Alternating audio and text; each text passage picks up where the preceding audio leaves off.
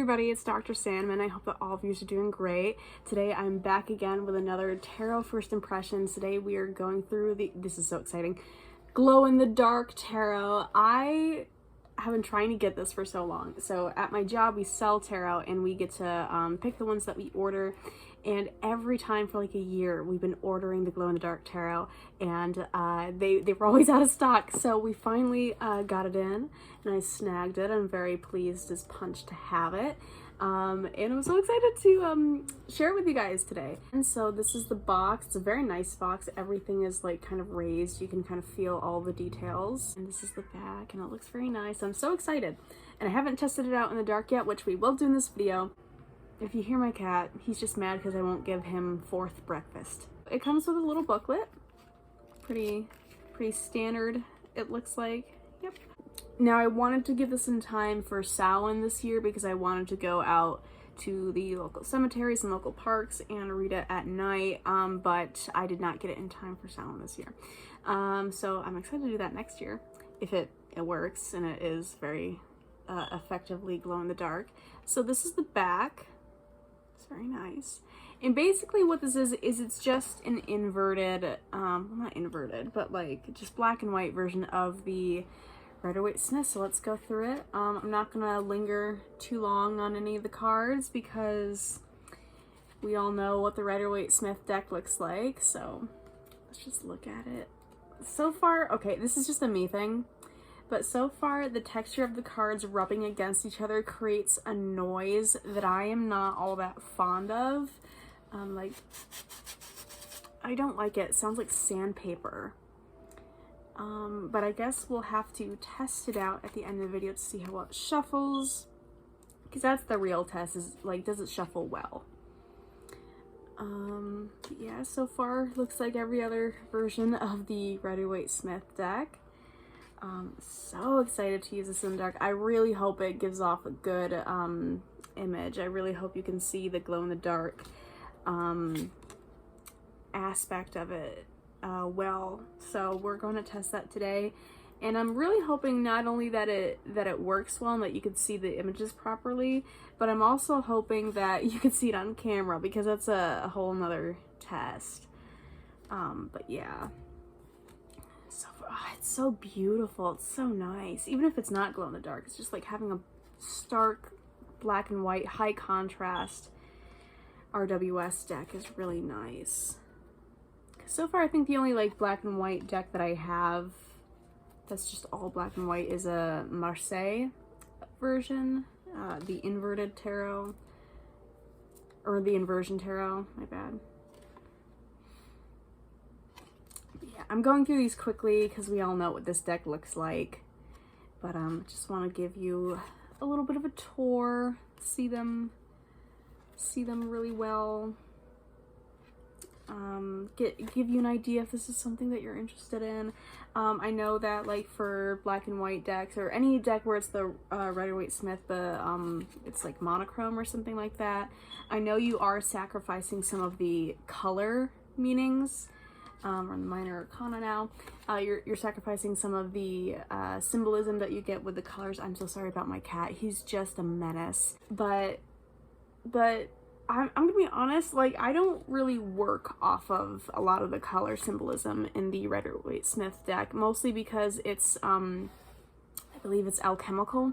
Okay, so here we go. So in the minor arcana, it doesn't have the name of the suit at the bottom. You just kind of have to look for the suit, but it does have the number, which is my main concern.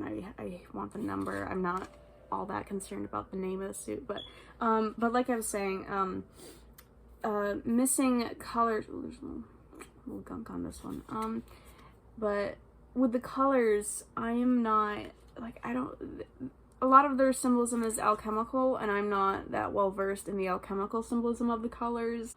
But I know there are some people who are really like specific about that, and they do appreciate the every aspect of every single symbol in the Rider-Waite-Smith deck. So if that's an issue for you, you might not like this deck. But if you are edgy and you want decks with a gimmick on them, or with them, this might be the deck for you because it does glow in the dark. Or we'll see. We'll see. I haven't tested it out yet, but I'm very excited too.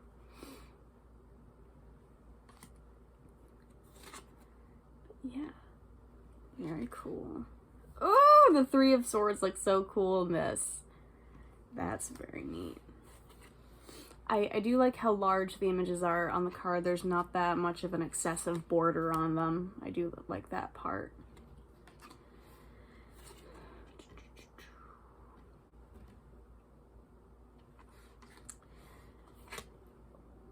I have not done a tarot review or first impressions in a while. I'm trying to get back into it. I've been financially struggling a little bit, so I haven't been able to get my hands on anything. I think either the last one or the last couple tarot first impressions that I gave were gifted to me, so that's why those ones happened at all. But this one, I finally got it in at my job, and I finally saved up enough to get it, so very thrilled with it.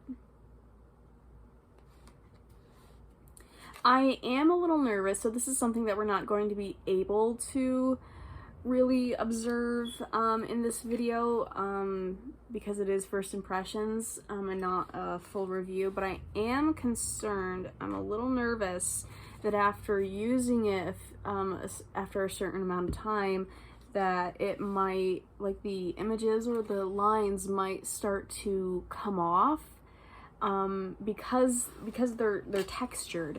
So if they're rubbing against each other and you keep shuffling them, I don't know whether it would be soon or if it's years down the line, but that is one concern of mine, is like if the lines and the art would eventually start to come off, but that is not something that we'll be able to figure out in this video because this is the first time that I'm using it, so that's really only something I could figure out after time has passed of consistently using it, but who knows.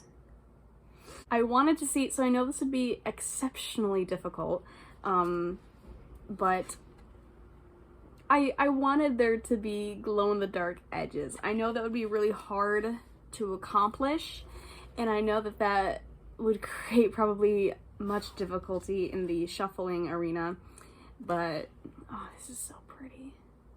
I like it. But that would have been cool. I don't know if that's necessarily possible, but that would have been cool. We're into the wands now.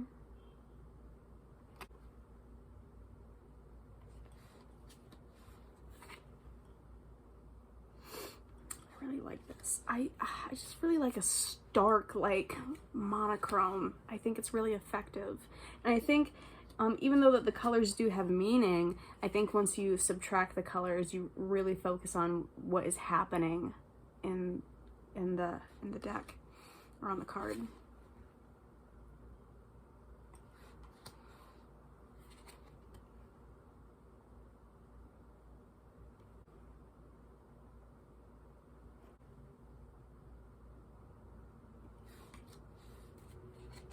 I think the imagery is very powerful when it's in black and white. Very cool. So cool. Okay. Yeah, this is really neat. I'm very obsessed with this. Oh, the little cat. Sorry. I would like to get more monochromatic RWSs. But I think a lot of the monochromatic ones are really expensive. Okay, so yeah, I don't like the noise that these make as they rub against each other. I'm not fond of it. Let's give it the shuffle test. Let's see how it works out. It's very stiff. Ooh. Do you hear that noise? Oh my god. It doesn't shuffle amazing, but it's not terrible. Oh god. Ugh. Yeah, I hate that noise. I hate that noise. That is dreadful. Okay. How does it shuffle? It shuffles decently. It doesn't shuffle great, but it's also like not impossible to shuffle with. It's just a little stiff because every single card is textured on the front and back, so that does make it a little bit more difficult. So let's test it out in the dark. Okay, so super bummer. You can't see it on camera. So I'll just narrate it. So like the box, this is the box. You can see very well in the dark. Oh gosh, yeah, the cards, not so much. Okay, so I just showed my flashlight against these on my phone, and they do appear much more. So that is something that's noteworthy, I think. Okay, so I stayed in the dark for a little bit and like tested out some different things. So here's the final consensus, is that they do glow in the dark. The box glows in the dark much better than the cards, but that's fine. And the cards, if you shuffle them and pull one out, you're not going to see them, like, at all. However, if you wait, they will start to glow. And I think that's because, like, they're pressed against each other and no light has reached them. And even though it's still dark, for some reason, having them exposed even in the darkness after a certain amount of time makes them glow more.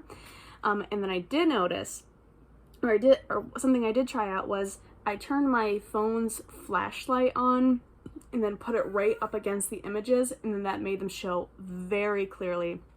So unfortunately, they're not that vibrant or legible on their own. You do need a light source to put up against them to really see it in great detail. However, I will say that I think that lends an interesting aspect to it. So if you're reading them and you pull them out and you can't see them, but after a certain amount of time they do start to get brighter, that is so interesting, divination speaking, because can you imagine that? Can you imagine like the potency of that message is like your intuition will start making images before you can even see what it is. So like your mind is starting to tell you what you're looking at before you know what card it is. And I think that that's so interesting. Think about it. Like how cool is that? How interesting is that? So like if you're somebody who is really like you're so used to the Rider-Waite-Smith deck or Rider-Waite-Smith clones, and that's what you use and you're so familiar with them, and like you like for example you take out like the Nine of Swords, you plop it down and you're like, oh, I already know what this means. You don't even look at it anymore. You don't even observe it anymore. You see the number, you see the suit, or you see the archetype and the major arcana. You plop the card down and you're like, I already know what it means and I could tell you a whole story. You're not even looking at what's occurring in the image anymore. You're not even taking in every symbolic detail anymore. And I think having the image slowly show itself to you in that way and in the dark also like intuition, like it's firing off because your imagination like makes up way more stuff than you can on your own in your clear thinkingness and your lucidity. But I think that's a really effective way to help somebody who wants to like kind of get out of that stagnation when they're like so well studied and so well versed on the Rider-Waite-Smith deck. So in that respect, it's a very effective deck and it's a very effective divination tool. What would I give this out of 10? I'm going to give this a 7 out of 10. I think that's a fair assessment. I'm reducing points because I hate the noise that it makes when it shuffles. It sounds like sandpaper. And it's slightly challenging to shuffle. It's not terrible, but it's not great either. And even though it does aid to amplifying your intuition, I do wish that you could see the cards a little bit more immediately in the dark. But it's not terrible, and as long as you have a flashlight with you, or if you have your phone with you and use your phone's flashlight, you're not gonna have any issues like seeing what they are. You just pull your cards and then lay them out, and then you put your flashlight across it, and then it'll make it brighter. And they stay bright for a decent amount of time, I think. So with that being said, it's a 7 out of 10 for me, but I do really love this. I'm really excited to use this in the dark. Thank you so much for watching. I hope that you enjoyed this video. I hope that this was helpful on helping you decide, like, is this something you're interested in? Is it worth the money? Things like that. I have a whole playlist on my channel filled with tarot, Lenormand, and oracle first impressions and reviews if you're interested in that. So yeah, go check those out, and there will be more of these videos to come, of course, in the future. So thank you so much for watching. Give it a thumbs up and a comment. All my social media is in links in the description below, and I will see you in my next video. Bye.